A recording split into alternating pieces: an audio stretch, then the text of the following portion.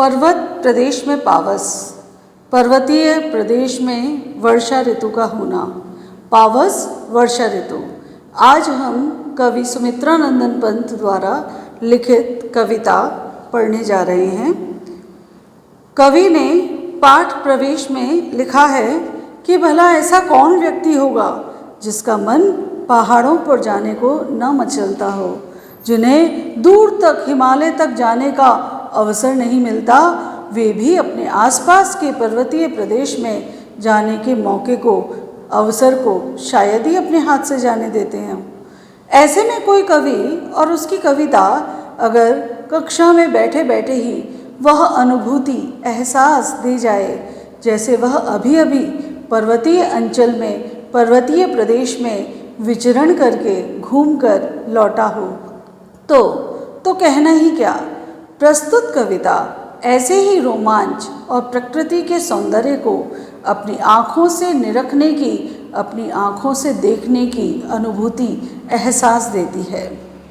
यही नहीं, सुमित्रा नंदन पंत की अधिकांश कविताएं पढ़ते हुए यही अनुभूति होती है कि मानो हमारे आसपास की सभी दीवारें कहीं खो सी गई हों, विलीन सी हो गई हों, अदृश्य सी हो गई हों, और हम किसी ऐसे रमणीय सुंदर स्थल पर आ पहुँचे हैं जहाँ पहाड़ों की अपार श्रृंखला, अपार की जिसका पार भी नहीं पाया जा सके, तो पहाड़ों की अपार श्रृंखलाएँ हैं, आसपास झरने बह रहे हैं और सब कुछ भूलकर हम उसी में खो जाना चाहते हैं। महाप्राण निराला ने भी कहा था, पंत जी में ज़बरदस्त जो कौशल है वह है शैली की तरह अपने विषय को अनेक उपमाओं से संवार कर मधुर से मधुर और कोमल से कोमल कर देना। कि कवि सुमित्रा नंदन पंत ने इस कविता में मानवीयकरण किया है, मानवीयकरण, पर्सोनिफिकेशन, कि जहाँ उन्होंने प्रकृति को बात करते हुए दिखाया है। तो पाठ को पढ़ने से पहले शब्दार्थ देखते हैं। पावस वर्षा ऋतु, प्रकृति वेश, प्रकृति का रूप, मेखलाकार, मेखला प्लस आकार, मेखला करधनी, कमर, कमर पर पहने जाने वाला आभूषण, तो करधनी के आकार की पहाड़ की ढाल, सहस्र, हजार, दृग सुमन, पुष्प रूपी आँखें, अवलोक, देखना, महाकार, विशाल आकार, दर्पण, आईना, शीशा, मद, मस्ती, झाग, फैन, उर, हृदय, उच्चाकांक्षा, उच्च प्लस आकांक्षा, ऊंची इच्छा, ऊंचा उठने की कामना, ऊंचा उठने की इच्छा, तरवर, वृक्ष, पेड़, नीरव नभ, नीरव शांत, नभ आसमान, नीरव रव, निर प्लस रव, जहाँ कोई शोर ना हो, तो ऐसा शांत आसमान या आकाश, अनिमेष, एकटक, बिना पलक झपकाए लगातार देखना, चिंता पर, चिंतित, चिंता में डूबा हुआ, भूधर, पहाड़, पारद के पर, पारे के समान धवल, सफ़ेद एवं चमकीले पंख, रवशेष, केवल आवाज़ का रह जाना, या चारों तरफ शांत निस्तब्ध वातावरण में केवल पानी के गिरने की आवाज़ का रह जाना, सब है भय के साथ, शाल, एक वृक्ष का नाम, ताल, तालाब, जलदयान, जलद बादल, यान विमान, तो बादल रूपी विमान, विचरण करना, घूमना, भ्रमण करना, इंद्रजाल, जादूगरी, जादू दिखाना, करतब दिखाना। तो पर्वत प्रदेश में पावस ऋतु थी, पर्वत प्रदेश पल पल परिवर्तित प्रकृति वेश, कि पावस ऋतु थी, पर्वत प्रदेश पल पल परिवर्तित प्रकृति वेश, कि पर्वतीय प्रदेश में, पर्वतीय प्रदेश में पावस ऋतु थी, वर्षा ऋतु थी, वर्षा का मौसम था, तो पल पल हर एक क्षण प्रकृति अपना वेश, अपना परिधान, अपनी वेशभूषा, अपना स्वरूप परिवर्तित कर रही थी, बदल रही थी। नए नए अनोखे अंदाज में लोगों के सामने उपस्थित हो रही थी, जिससे कि व्यक्ति उस वर्षा का आनंद सुंदर प्रकृति के साथ ले सके। मेखलाकार पर्वत अपार, अपने सहस्र दृग सुमन फाड़, अवलोक रहा है बार बार, नीचे जल में निज महाकार। कि मेखलाकार, गोलाकार, कि जो गोलाकार कमर पर बांधी जाने वाली करधनी के आकार के गोल घेरे में जो अपार पर्वतों की असंख्य श्रृंखलाएं वहाँ फैली हुई हैं, वे पर्वतीय श्रृंखलाएं ऐसा लग रहा है कि अपने सहस्र, अपने हजारों दृग नेत्र सुमन पुष्प, अपने हजारों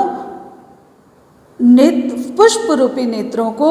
फाड़ खोल कर, आंखें फाड़ फाड़ कर, अपने नेत्रों को खोलकर अवलोक रहा है, देख रहा है बार बार बार बार, नीचे जल में, नीचे पानी में निज अपना महाकार, महान आकार, अपना सबसे बड़ा आकार। कि जैसे ही वर्षा ऋतु में वर्षा हो रही थी और प्रकृति हर क्षण अपने रूप को बदल रही थी,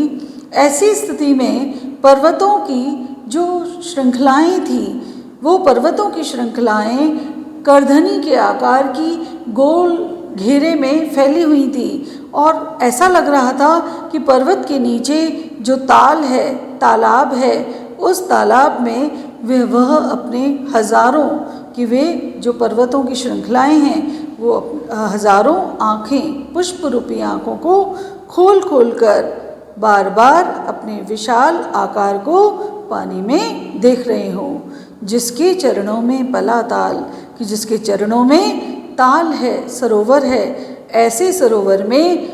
जो कि उन्हें दर्पण की तरह दिख रहा है, उस दर्पण जैसे विशाल फैले हुए तालाब में जो पर्वत है, वह अपना प्रतिबिंब, अपना महान आकार, अपना स्वरूप बार बार निहार रहा है। तो फिर से हम देखते हैं कि पर्वतीय प्रदेश में वर्षा ऋतु थी और वर्षा ऋतु में प्रकृति हर क्षण नित नए परिवर्तन के साथ लोगों के सामने उपस्थित हो रही थी। ऐसी स्थिति में पहाड़ों की असंख्य श्रृंखलाएं जो करधनी के आकार की एक गोल घेरे के रूप में वहाँ पर स्थित थी, उस पर उग आए जो छोटे छोटे वृक्ष हैं, वो ऐसे लग रहे थे कि मानो वो उन पर्वतों की आँखें हों। तो अपनी हजारों दृग सुमन, उन पुष्प रूपी आँखों को फाड़ फाड़ कर, खोल कर, अच्छी तरह से खोलकर, जो चरणों में, जो उस पर्वत की तलहटी में तालाब था, उस तालाब में मानो वह पर्वत अपना प्रतिबिंब, अपना आकार निहार रहा हो, अपना आकार देख रहा हो। गिरिका गौरव गाकर झरझर, मद में नस नस उत्तेजित कर, मोती की लड़ियों से सुंदर झरते हैं झाग भरे निर्झर। कि गिरि पर्वत का गौरव, पर्वत के महत्व का गान गाते हुए, पर्वत की महत्ता को बताते हुए, पर्वत के गौरवशाली व्यक्तित्व का गुणगान करते हुए, झरझर की आवाज़ में बहते हुए जो झरने थे, वो ऐसे लग रहे थे कि नस नस को उत्तेजित कर रहे थे, मनुष्य की हर नस में उत्तेजना जगा रहे थे। तो मद में, मद मतलब मस्ती में, तो पर्वत के गौरव का गान गाते हुए, झरझर की आवाज़ करके, अपनी मस्ती में बहते हुए झरने प्रत्येक मनुष्य की नस नस को उत्तेजित करते हुए ऐसे लग रहे थे मानो मोती की लड़ियों से सुंदर, कि मोती की लड़ियों जैसे सुंदर सुंदर कणों के साथ, जैसे जब पानी बहुत ऊंचाई से गिरता है तो नीचे हर तरफ पानी की जो बूंदें हैं वो बिखर जाती है और पानी में झाग उत्पन्न हो जाता है। तो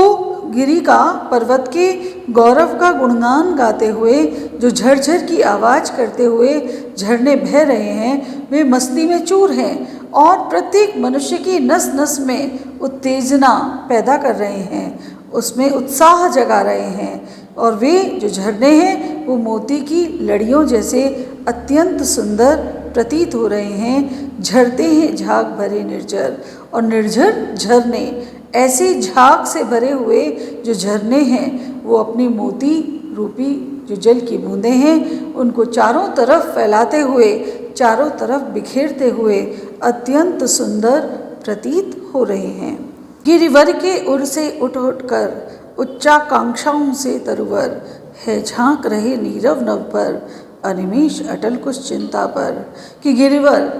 पहाड़ों की उर हृदय से, छाती से उठ उठ कर उस पहाड़ की छाती पर उग आए। उस पहाड़ पर उगे हुए जो छोटे छोटे वृक्ष थे वो ऐसे लग रहे थे मानो तरुवर, तरुवर उस वृक्ष की उच्चाकांक्षाओं, उस वृक्ष की वो महत्वाकांक्षा को, ऊंची इच्छा को, आसमान को भी छू लेने की इच्छा को प्रकट कर रहे थे। हैं झांक रहे नीरव नभ पर, और शांत आसमान में, नीरव शांत, नभ आसमान, कि शांत आसमान में वे झांकते हुए ऐसे लग रहे थे कि मानो अनिमेष, बिना पलक झपकाए, कि बिना पलक झपकाए, अटल, बिना हिले डुले,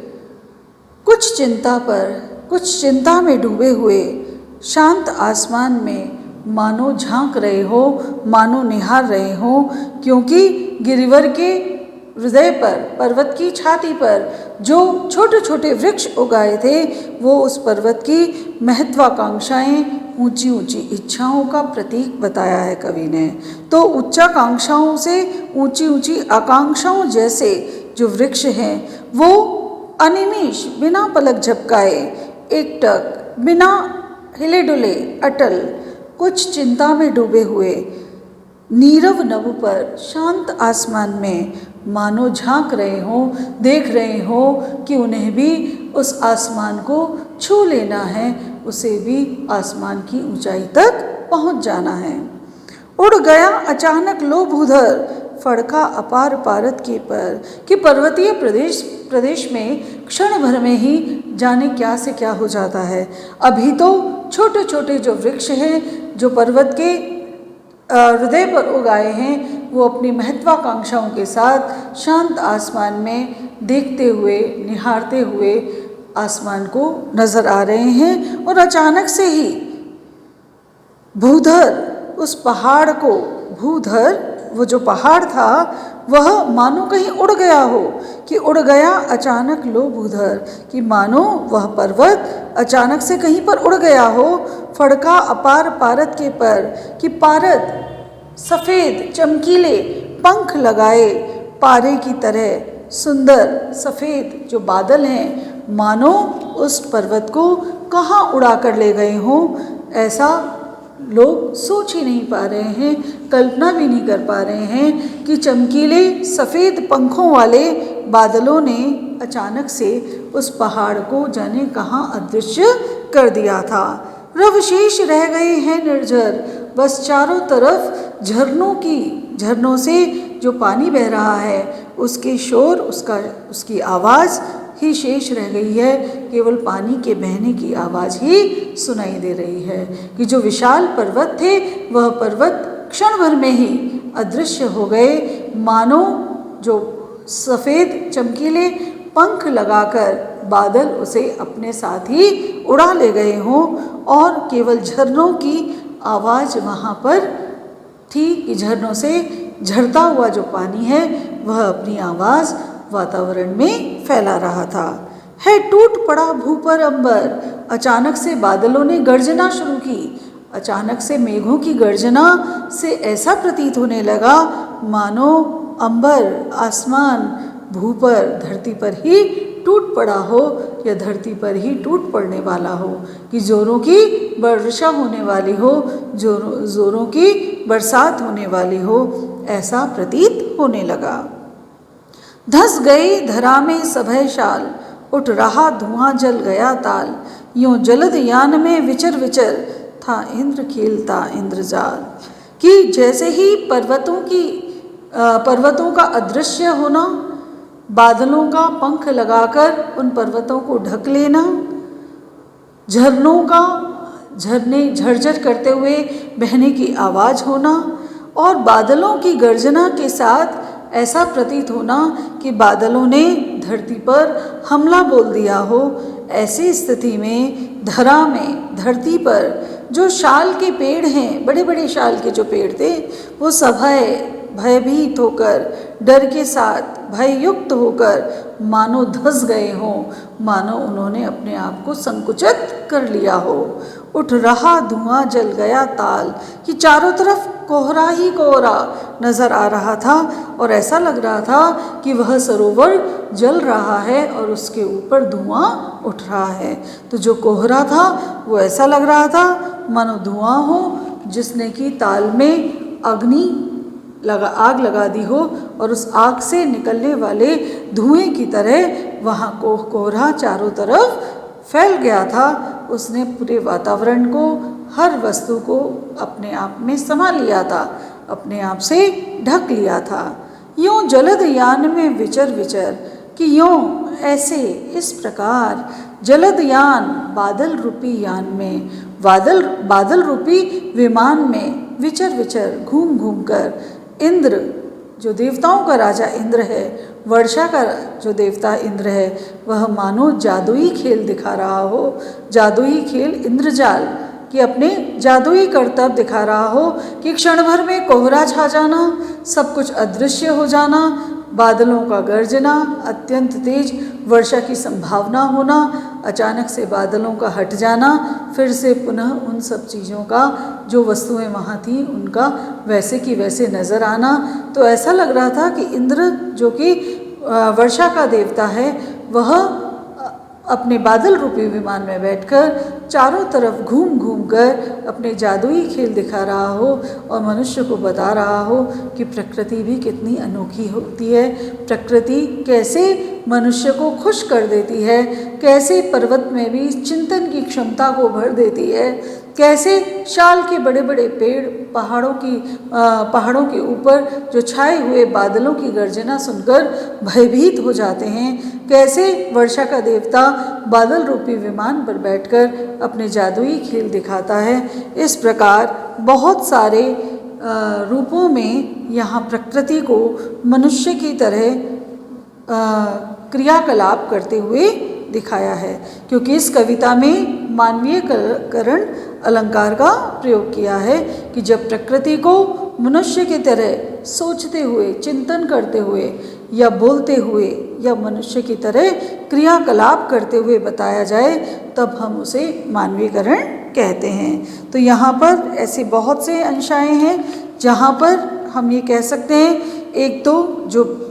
बादल हैं उनको करधनी के आकार का बताया है, ये उनकी सुंदरता है, ये समानता करधनी से दी है, गोलाकार, करधनी के समान गोलाकार पर्वतों की श्रृंखलाएं, और जो सहस्त्र दृग सुमन की हजारों पुष्प रूपी आँखें हैं। तो पर्वत को,